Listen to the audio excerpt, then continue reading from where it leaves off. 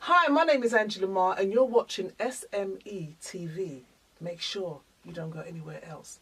Okay? I can see. No, I won't see.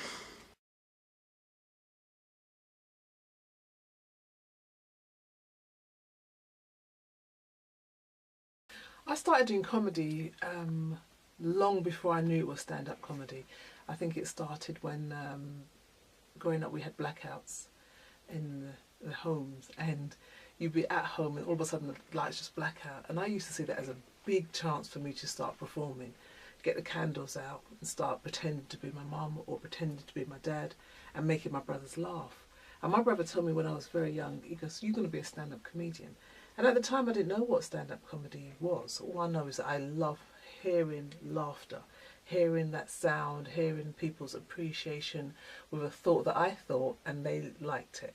And so that's how I started. But then as I got older, I got into drama club when I was very young, Lucian Youth Drama Group, and the performance was always in me. And as I got older, I got into, went to stage school, Barbara Spates Stage School, did all the performances, Dick Shepherd Youth Club. We used to do all the clubs to get that confidence. And then one day I said, you know what, I can do this. I can do stand-up comedy. I'd seen Whoopi Goldberg, I'd seen The Americans, Bill Cosby, all those people that you'd see out there doing stand-up comedy. And then I started in a dance, really, when the intro was, "We have a girl who have two jokes on a move back." And I thought, oh, that's a bit, it's not very cute. But anyway, all I knew is that if I could stop people dancing, turn the light on, and stop them from that moment of, when black people are like, you have to be very funny. And that was when Angela Marr was born. And that was when I became Britain's first black stand-up female comedian. And the rest is history. And it's always been the backbone of who I am. And going back to stand-up now, it's going to be interesting.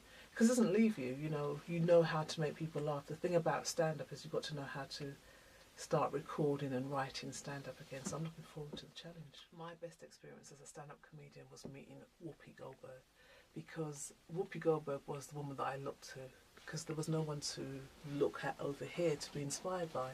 And someone like Whoopi Goldberg she is not Hollywood. She doesn't look like how you expect Hollywood to look. And for her to be where she is, you just know she has to be really funny. And I loved her edginess. I liked that she wanted to tackle subjects that nobody wanted to talk about, and that she made it very funny. So Whoopi Goldberg was somebody that I've always wanted to kind of like emulate and be in that category. And then when I used to research her, because I'm dyslexic, when I used to research and I found that Whoopi Goldberg was dyslexic, I then literally called up my friend and said, I'm dyslexic and so is Whoopi Goldberg. So me and Whoopi are dyslexic, and that's the great thing about me and Whoopi, we're dyslexic. And I owned it. And then I found out she was left-handed. Then I found out she was Scorpion. I was like, even more so. But when I got to meet her, it was amazing, because I was at BBC Radio London at the time, and she had a book out called Book. I mean, that's so Whoopi, isn't it? Just Book. And I contacted them and said, look, we'd like to interview her. But we pretended we were like the BBC TV, but it was BBC Radio. So I said the BBC, and we got a meeting with her. Now, they gave us 10 minutes to meet Whoopi Goldberg, and we spoke for about 2.5 hours, and I filmed it as well.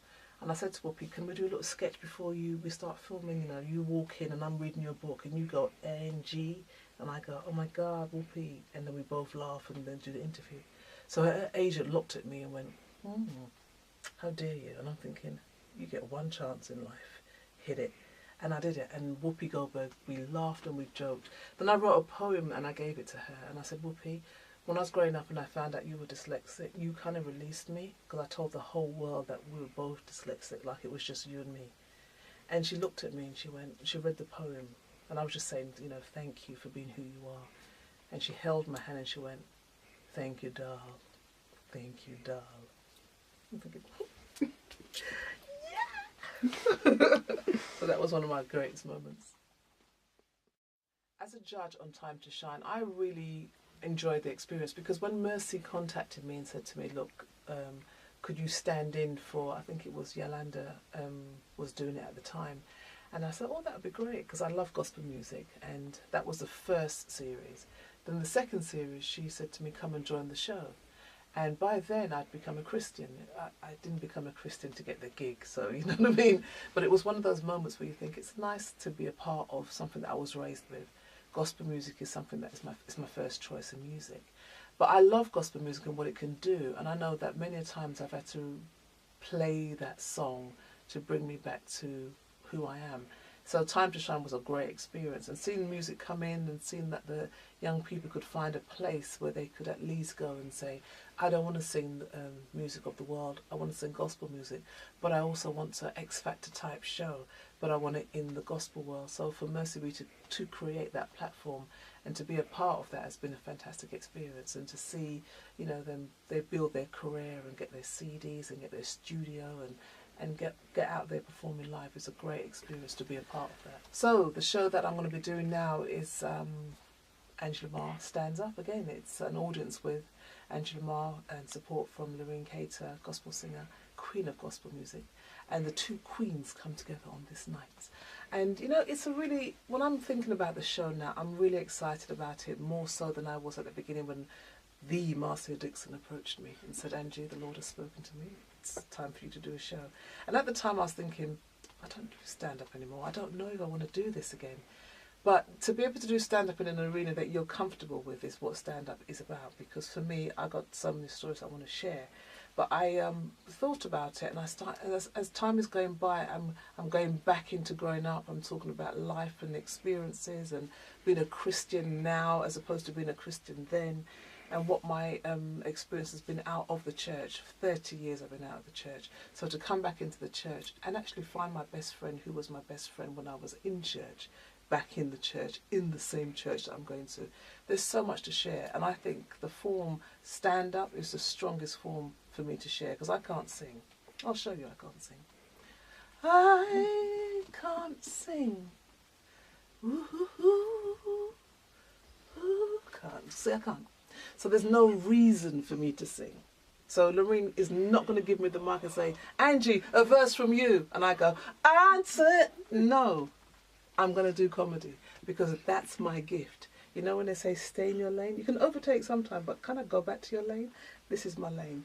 But I'd like to sing a little song before I go. I go to the rock of my salvation. Dun, dun, dun, dun, dun, dun.